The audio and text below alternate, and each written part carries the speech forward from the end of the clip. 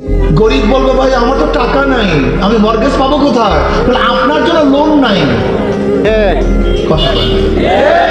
আপনার জন্য ব্যাংকের কোনো হেল্প নাই। ব্যাংক কোন ব্যক্তিকে দিবে? যার 10 লক্ষ টাকা আগের থেকে আছে, তাকে 10 লক্ষ টাকা দিবে।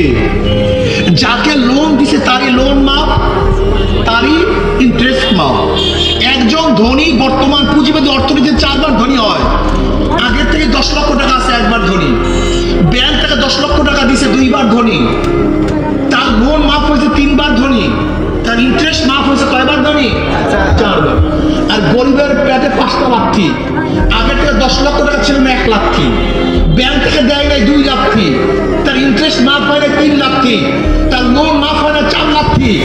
আর যেই বড় লোকের টাকা মাফ করা হয়েছে, ওই টাকাগুলো যদি বাংলাদেশ ব্যাংকে থাকতো, তাহলে বাংলাদেশের নাগরিক গরিব হিসাবেও সেই টাকার অংশীদারি গরিব। কথা বলে না কেন? কিন্তু বড় লোককে মাফ করার কারণে আর 1 লাথি। অর্থাৎ গরিব 5 বার গরিব হয় আর ধনী 4 বার ধনী হয়। তুমি কি দেখো নাই 71 দেশ স্বাধীন হওয়ার পর থেকে আজ পর্যন্ত যে রিক্সাওয়ালা, ঠেলাওয়ালা, যে কুলি, যে মজদুর, সেই মজদুর, কিন্তু যাদের